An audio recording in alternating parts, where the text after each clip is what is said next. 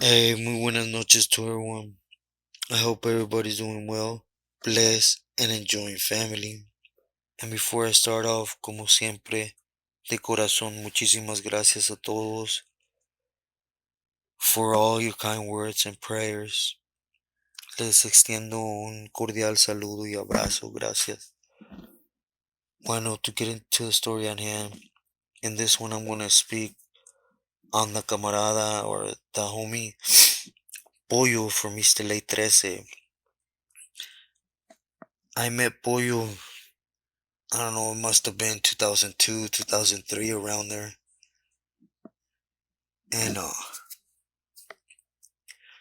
he was a good camarada, he was a quiet one, But from the times that we actually had time to conversate and stuff, his thing was just that, being a pollero.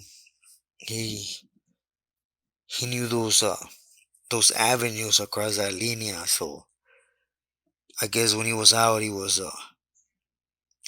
real good, at doing what he did when it came to people or jale or whatever he had to get across, um, that he would guarantee 100%, no fallas on the cruce. But at this time he was gonna embark on a new mission, or he was gonna try something, but which I understood. I don't wanna downplay the homie or anything and his ignorance. I just can't find another word to say it when it came to, how the Billies were requesting of him to do, which was, start bringing dope for them. And the promises were, you're not going to be having to run all over the spot to make feria, And his major problem was, he took his eyes away from what he knew how to do, because he was still game banging. Whenever he had put money on his pockets or whatever, he would start drinking, getting sprung out, and the common thing amongst a lot of street people, is basically they don't know how to manage feria or one's life, But anyways, so he happened to go back to the shoe for a riot, I believe it was. So this is how he ended up crossing paths with Toto from Santa Paula and Chavo from Bakersfield. Once they heard that Homer was real good at what he did, you know, them being who they are, were, however you wanna put them, um, right away they lanced on, they wanted they wanted that camarada to be with them for the camarada to start doing it,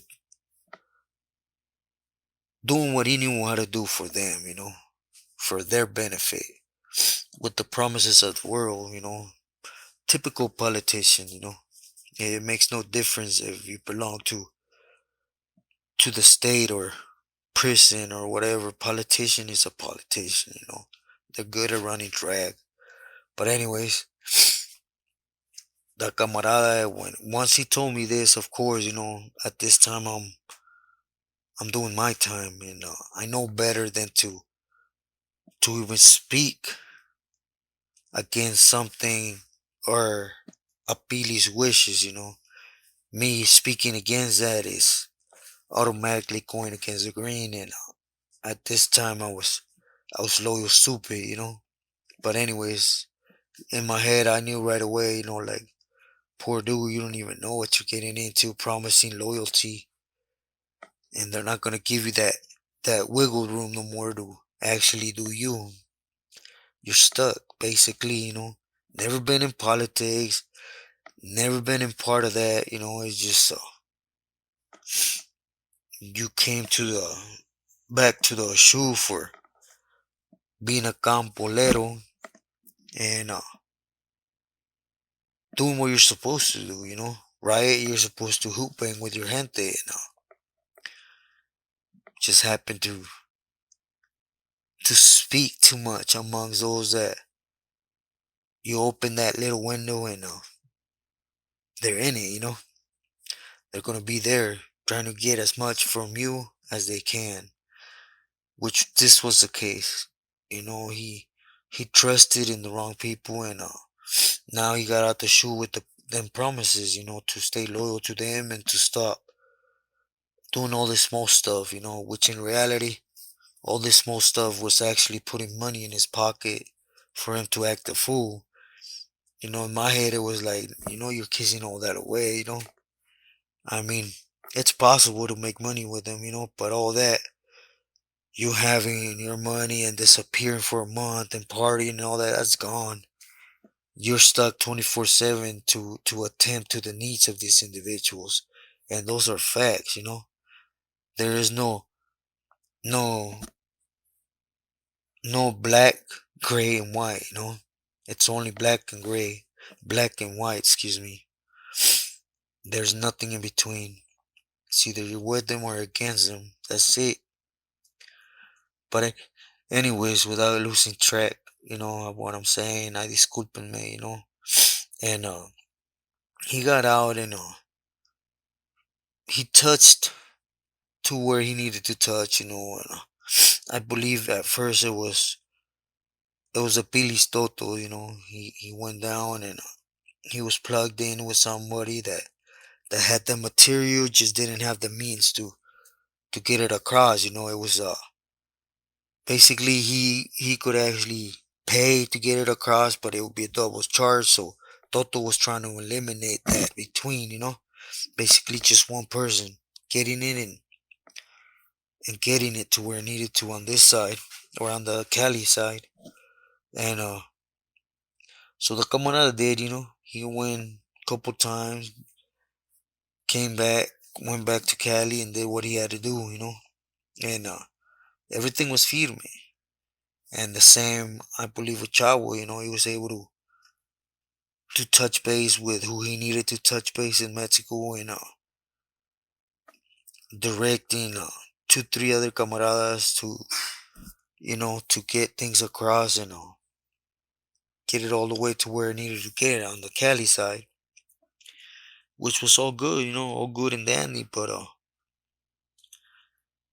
I believe it was with Toto, if I'm not mistaken, that Homeboy decided to go across to TJ and decided he had money in his pocket, so he just went and grabbed a couple hyenas or some dope or however he decided to go about it, and party, just go down and party before he uh he went on another mission, and it wasn't to their liking, it was taking too long.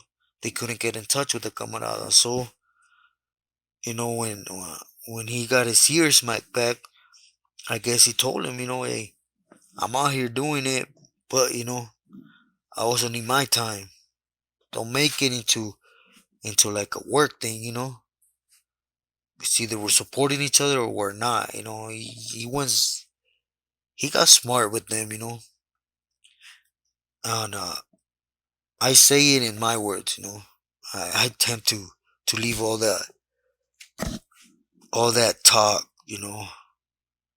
for where it needs to be, There's no need for it here, so but you guys get what I'm trying to say. So at the same time, homeless on the street, he don't belong, to the areas he's functioning, and he's not part of a mess on the streets for them. So their best option is to let it slide and keep this avenue open, And as you guys have been aware of a lot of my stories, a lot of when you're in prison, they're God Almighty with the rules and regulations and taking people's careers, but when it starts benefiting them and it has nothing to do with them being bullies, and they bend their arms, you know. I've been elbow to elbow in prison and doing things in Mexico and in jails in Mexico, and believe you me, you know, all that machismo image that everybody holds them to, it ain't there, man. It just ain't, you know. It's there when they have thousands and thousands of camaradas being their backbone. Then they feel strong. Then they feel they can actually go about being that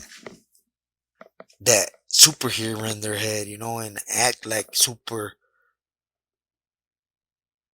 high power cholos and that que hacen y deshacen con la cola, you know.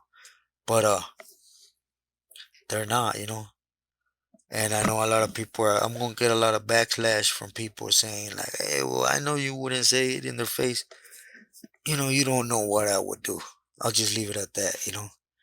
And of course, where I'm at now today and how I am now today, there's no point of me doing it, you know. There just wouldn't be. For one, I wouldn't go down that route that I used to, you know, where I ain't touch my heart for nobody. It's just not me in me no more. And two, to be honest, it wouldn't have no type of meanings for me to do it. You know, I wouldn't gain anything from it, and I wouldn't lose anything from it.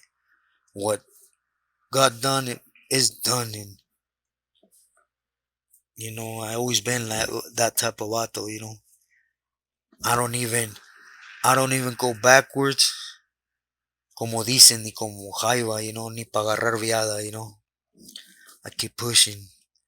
But anyways, like I said, you know, I've been in places with them where I've truly seen a lot of the vatos that people call legends break it down for a papel a carga, you know, literally. But anyways, getting back to what I was talking, ay, discúlpenme por favor. So they let it go, they get working together, you know. Somewhere along the lines, Boyo, he got busted with two hyenas, you know, not even going across, they just drunk, high, and speeding, you know. I believe it was in Santa Paula or somewhere in that area. And he ended up catching more time. And as you know, as I just mentioned, you know, you're useful till you're useful, you know. When you're not a soldado in prison, where you can't do nothing in prison, where all your worth is on the streets. Once he hit the system and he touched CDC, he wasn't useful for him. So everything came back to play, you know. You actually were able to talk back to me and thinking everything's cool? Nah, chales. So they had Homeboy whack. And at all times, Homeboy was, disculpe me for saying this, but he was being pendejo like I was, you know. Thinking what he had done for them at one point was going to hold any type of value to shield him, you know. It didn't, you know. For one, you angry those that you were helping, which once you're not useful, then you're throwaway. And for two, a lot of different pilis come into play, you know. You were favoring these two, but where was I? You know? I never got touched or loved with this in regards to what you were doing, so as far as I knew, you were meando fuera de la cazuela, so go ahead and just remove him. He's taking space from a solid camarada, and that's how it goes. And the reason that I decided to get into this story is, for one, just to prove, at least when it came to these two Pilis, you know, you always hear about them being grouchy, high profile, high gangs. How would I say it? Ay, discúlpenme.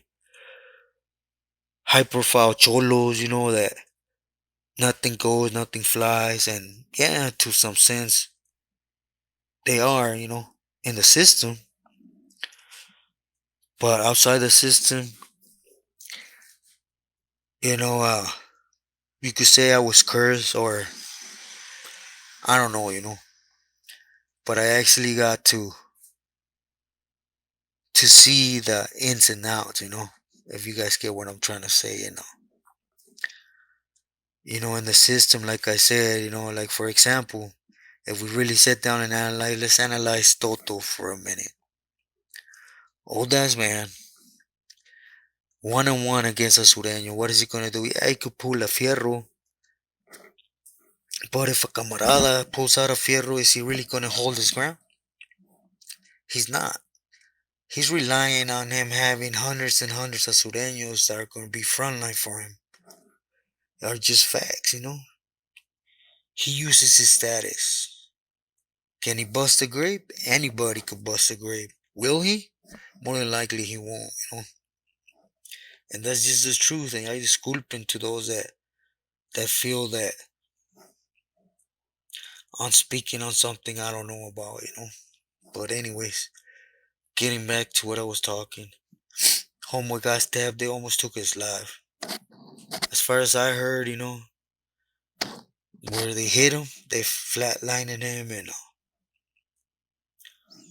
that was it. He was done. So,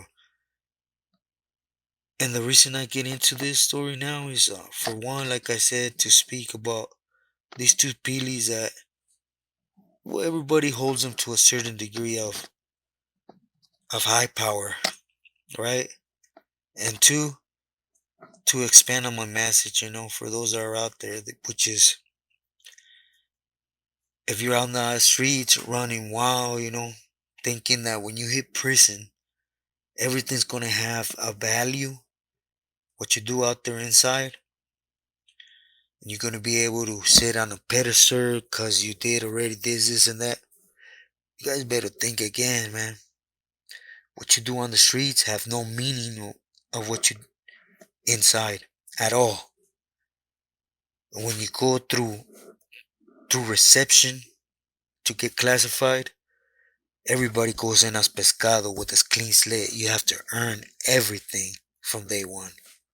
What you do on the streets, a Billy would tell you himself, what you done or what you did on the streets, I could give up about. Have you done for me? What have you done for the causa? Nada? Then save all that. Because that just makes me mad and wants me to have you whack. These are exact words from a Billy to a camarada that tried to show off to him.